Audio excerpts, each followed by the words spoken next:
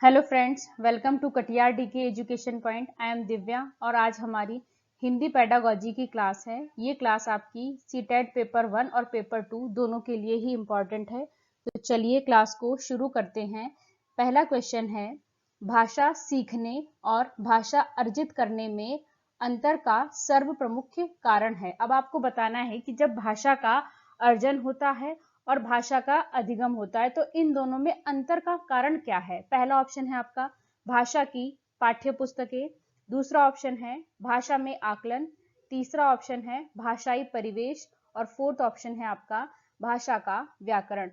तो अब बताइए इसमें से करेक्ट आंसर क्या होगा। भाषा अर्जन क्या है बेटा? जब बच्चा अपने घर परिवार में रहकर, है ना, अपने परिवेश से जो भाषा सीखता है, कौन सी भाषा? अपनी मातृभाषा, वो क्या है? भाषा अर्जन। भाषा अर्जन क्या है? सहज और स्वाभाविक प्रक्रिया होती है। इसमें बच्चे को कोई एफर्ट नहीं लगाना पड़ता, वो स्वतः ही भाषा को सीख जाता है अपने आसपास के परिवेश से। और भाषा अधिगम क्या होता है? भाषा अधिगम क्या होता है? जब भाषा को सीखने के लिए आपको भाषा का व्याकरण पढ़ना पड़े, उसके नियम याद करने पड़े, आपको बुक की जरूरत पड़े, आपको टीचर भी चाहिए, है ना, तो वो क्या है? आपको प्रयत्न करने पड़ रहे हैं, अभ्यास करना पड़ रहा है भाषा को सीखने के लिए। तो वो क्या है? भाषा अधिगम। कि जब आप स्कूल में जाकर के सेकंड लैंग्वेज आप सीखते हैं, वो क्या है? आपकी लैंग्वेज क्या है? वो आपकी लैंग्वेज का लर्निंग है, वो है ना, भाषा अधिगम है। और जब आप कोई भाषा स्वतः ही सीख जाते हैं तो वो क्या है? एक्विजिशन है। तो आप बताइए इसमें करेक्ट आंसर क्या होगा आपका कि भाषा सीखने और भाषा अर्जित करने में अंतर का सबसे प्रमुख कारण है। तो आपका करेक्ट आंसर होगा भाषाई परिवेश। जो भाषा का परिवेश है वो अंतर का मुख्य कारण होता है। नेक्स्ट क्वेश्चन है आपका, वाणी और लेखन में मूल्य अंतर यह है कि लिखित भाषा डैश स्तर पर देखी जाती है और डैश होती है। तो अब बताइए इसमें से कौन सा करेक्ट ऑप्शन होगा आपका। पहला ऑप्शन है आपका सचेत व कालबद्ध, दूसरा अचेतन व कालबद्ध, तीसरा चेतन व स्वाभाविक, डी ऑप्शन है आपका अचेतन व स्वाभाविक। तो जो वाणी और लेखन में मूल अंतर का आधार यह है कि लिखित भाषा सचेतन होती है, सचेतन स्तर पर देखी जाती है और यह कालबद्ध होती है ना, कालबद्ध होती है। तो ऑप्शन नंबर ए आपका करेक्ट हो जाएगा। नेक्स्ट क्वेश्चन है आपका, घर की भाषा और विद्यालय में पढ़ाई जाने वाली भाषा, पहला ऑप्शन सदैव टकराहट से गुजरती है, दूसरा ऑप्शन है सदैव समान रहती है, तीसरा ऑप्शन है समान हो सकती है, फोर्थ ऑप्शन है सदैव अलग होती है। तो आपके जो घर की भाषा है और जो स्कूल में भाषा पढ़ाई जाती है वो समान हो सकती है। और वैसे भी बच्चे को जो स्कूल की भाषा है बच्चे की और जो घर की भाषा है वो एक ही होनी चाहिए, ताकि बच्चा जल्दी चीजों को समझ सके। अगर बच्चे की स्कूल की भाषा और घर की भाषा में अंतर होता है तो बच्चे को कुछ तो दिक्कत आएगी ना। तो इसलिए क्या होता है, जब बच्चा प्राथमिक स्तर पर होता है तो उसमें तो होना भी चाहिए कि बच्चे की घर की भाषा और स्कूल की भाषा एक ही होनी चाहिए। नेक्स्ट क्वेश्चन है आपका, अर्थबोध की योग्यता अथवा अर्थग्रहता में सम्मिलित हैं। पहला श्रवण और पठन, बी ऑप्शन है आपका श्रवण और लेखन, सी ऑप्शन है आपका पठन और लेखन, डी ऑप्शन है आपका लेखन और भाषण। तो अब बताइए अर्थ ग्रहणता क्या है कि ग्रहण करने में कौन सा सम्मिलित है। अब आप बताइए भाषा के कौशल कितने होते हैं? 4 होते हैं, सुनना, बोलना, पढ़ना और लिखना। ये भाषा के चारों कौशल क्या होते हैं? एक दूसरे से अंतर संबंधित होते हैं, है ना, और एकीकृत तरीके से ये सीखे जाते हैं, है ना। तो अब आप बताइए इसमें से अर्थ को ग्रहण करने वाले कौन से कौशल हैं। तो आप बताइए जब आप कुछ सुनते हैं तो सुनकर आप चीजों को ग्रहण करते हैं और पढ़कर, है ना, तो ये क्या है? अर्थ ग्रम्यात्मक कौशल, है ना। और आप अगर बोलते हैं या लिखते हैं तो उससे क्या होती है? अभिव्यक्ति होती है ना। तो वो क्या है? अभिव्यक्तात्मक कौशल है ना। तो सुनना और पढ़ना क्या है? ग्रम्यात्मक कौशल है। रिसेप्टिव स्किल्स, है ना। और पढ़ना नहीं, लिखना और बोलना ये क्या है, प्रोडक्टिव स्किल, है ना।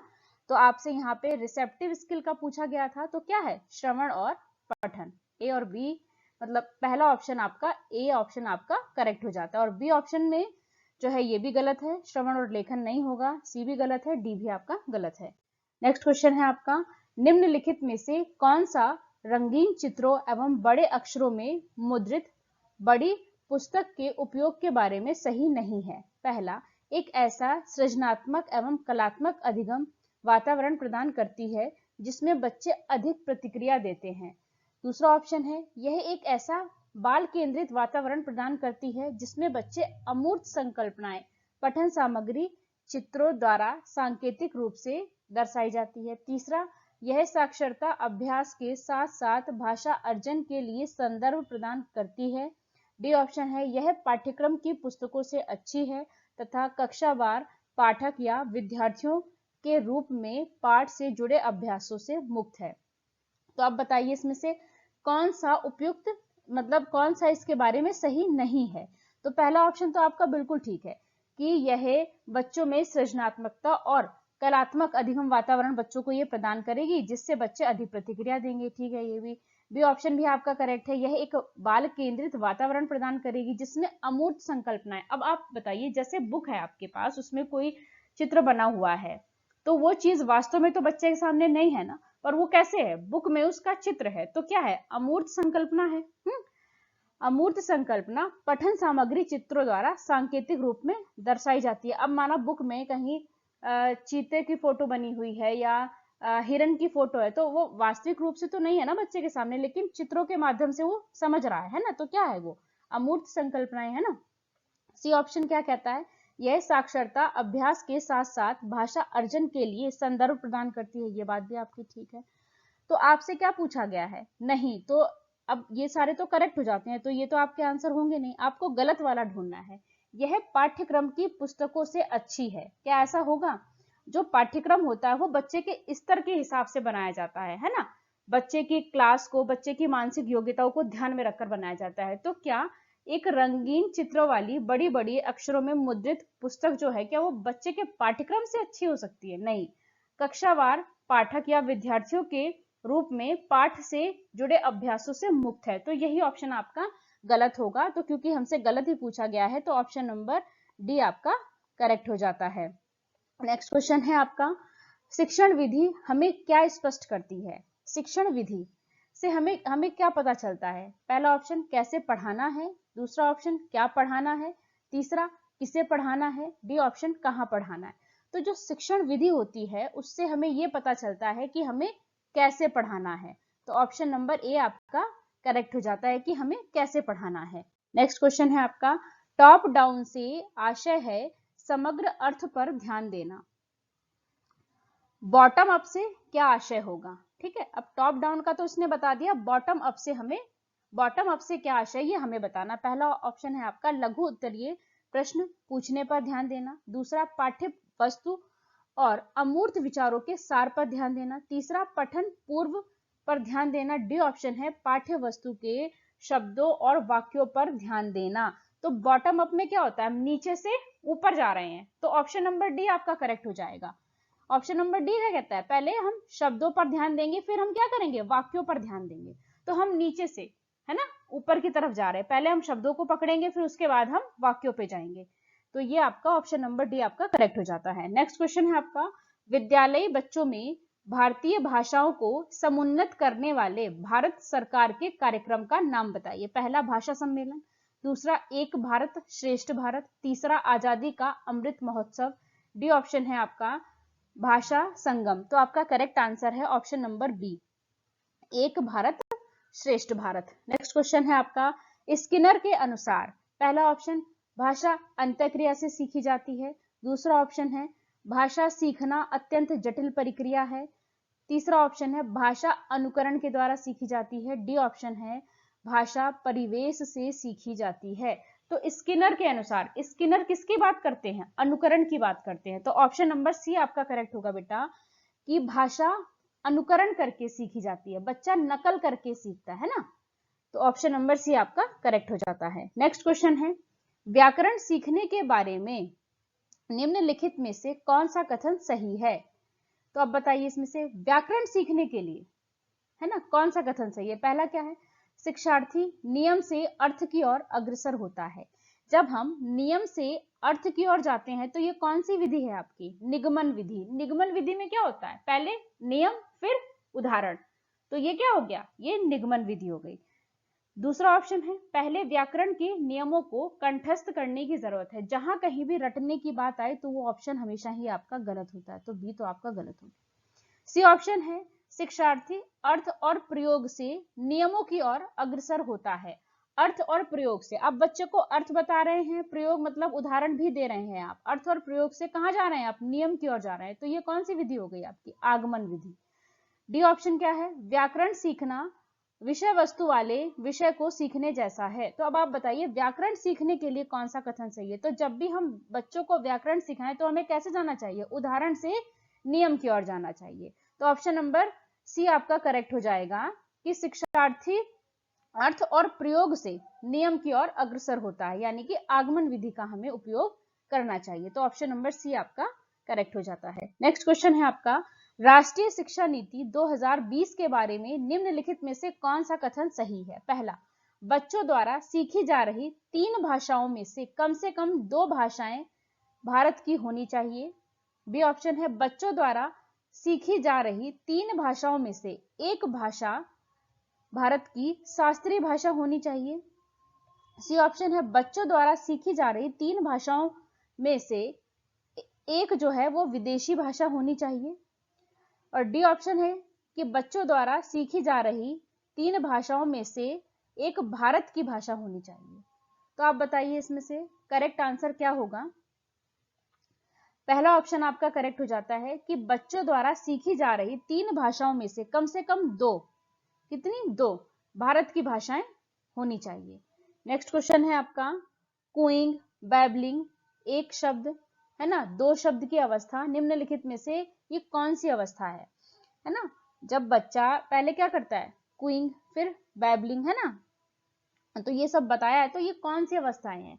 उम्र की अवस्था है, भाषा की अवस्था है, भाषा अर्जन की अवस्था है, भाषा शिक्षण की अवस्था है। तो ये कूइंग, बैबलिंग एक शब्द की अवस्था, 2 शब्द की अवस्था, ये क्या है? भाषा अर्जन की अवस्था है।